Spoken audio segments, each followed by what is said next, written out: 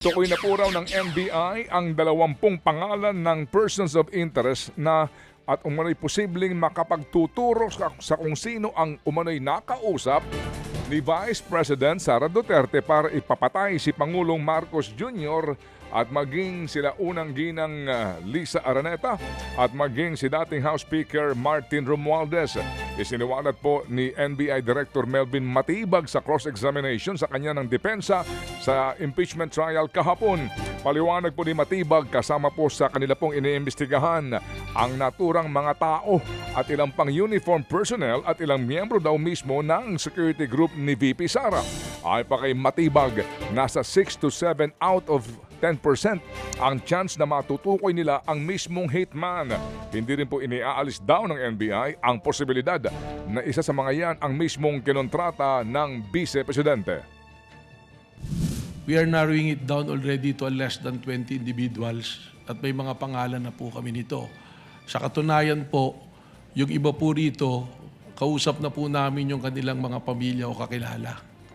So, ganun po yung proseso. That's why sinabi ko, baka in 3 to 6 months, we can finally identify kung sino yung personalidad na yun. Lang in Siguro your own po opinion. from the scale of 1 to 10, dadudun po tayo ngayon sa 6 to 7 po. 6 to 7 na merong kalalabasan na magtuturong may nakontrata. Tama po.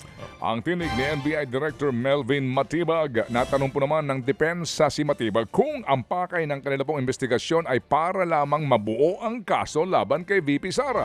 Sagot ni Matibag, naniniwala siyang consummated na o nagawa na po ang betrayal of public trust noong pong sinabi ni VP Sara ang sinasabing pagbabanta laban sa Pangulo. The betrayal of public trust as the issue in the impeachment court, we don't need to investigate even if we pinpointed the person contracted. Because the point being is, the betrayal of public trust was already been consummated when she publicly admitted, there is already an admission that she contracted a killer. Yan muli ang tinig ni NBI Director Melvin Matibag. Kinwestiyon ni Senator Judge Robin Padilla ang anyay paiba-ibang pahayag ng self-confessed hitman ng Davao Death Squad na si Arturo Las Cañas. Sa gitna po ng pagtatanong niya kay Prosecutor Jervy Luistro, nagreklamo si Padilla dahil sa mga biglaang pag-iingay sa korte. Hiniling ni Padilla na iwasan po ang pagbibigay ng witness na may kasong perjury. Pagiging patas daw ito, lalo't binigyang diin niya na hindi pinapayagan ng ombudsman na sumali mga senador na mayroong pending case. Pero sa paglilinaw po ng prosecution, wala naman daw sa sinumang witness nila ang may pending case. Kasunod po niyan, humiling ng clarification si Luistro kay Padilla na tila hindi nagustuhan po ng senador. Bago yan, hiniling din ni Padilla na sana raw ay huwag maging one-sided ang prosecution. Ibig niyo pong sabihin, yung mga senator judges dito ngayon na humaharap sa kaso, na hindi po pinapayagan ng ombudsman at hindi pa rin sila guilty. Ano pong ibig niyo sabihin? May I be clarified, Your Honor, on your last question about the senator you said are facing cases?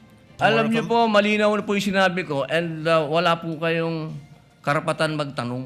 Liwanagin ko nga po. I think Senator Judge Padilla was making a manifestation and not posing a question to the lead prosecutor in relation to our two colleagues.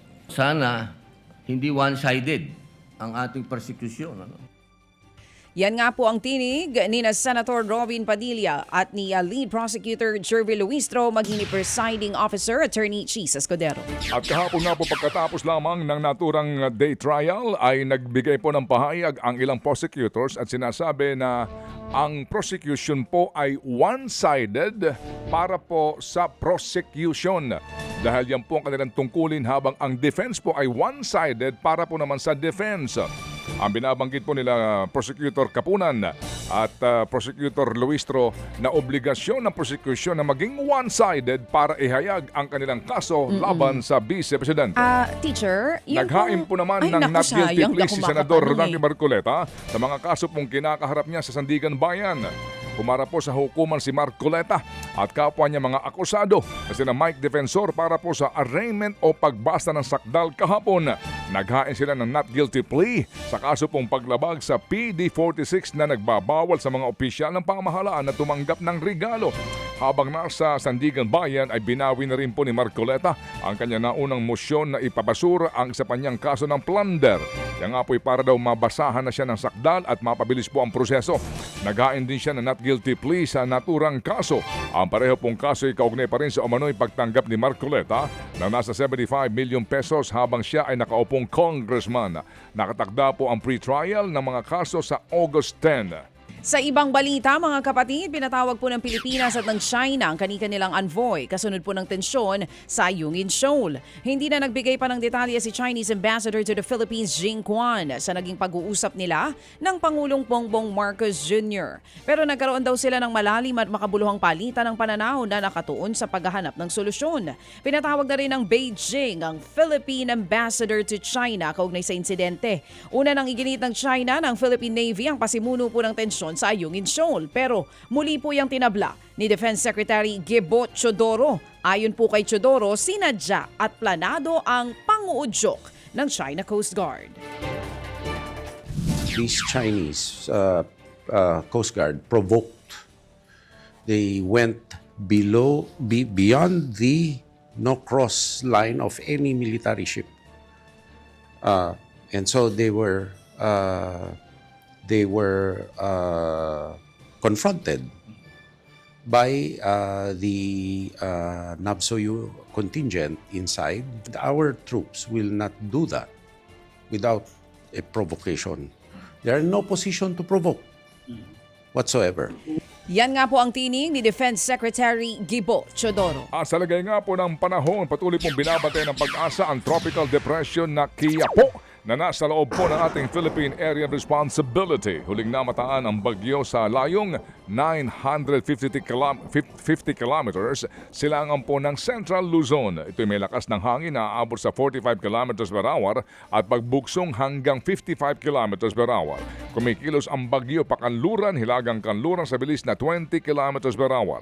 Sa ngayon po'y nakataas na ang signal number 1 sa Batanes, Cagayan, Babuyan Islands, Isabela, Apayao, Abra, Kalinga, Eastern at Central portions po ng Mountain Province at maging sa Ifugao, pati po sa Ilocos Norte at Northern portions ng Ilocos Sur at maging sa Aurora. Mga kapatid, patuloy po kayong tumutok sa 105.9 True FM para sa totoong balita, impormasyon, music and entertainment. Mag-subscribe sa aming YouTube channel at podcast at sundan nyo kami sa Facebook, Instagram, X at TikTok sa True Network PH. Bisitahin din po ang aming official website, truefm.ph. At panoorin din kami sa True TV Signal, Channel 19. Kami po ang 105.9 True FM. Laging true sa'yo, kapatid.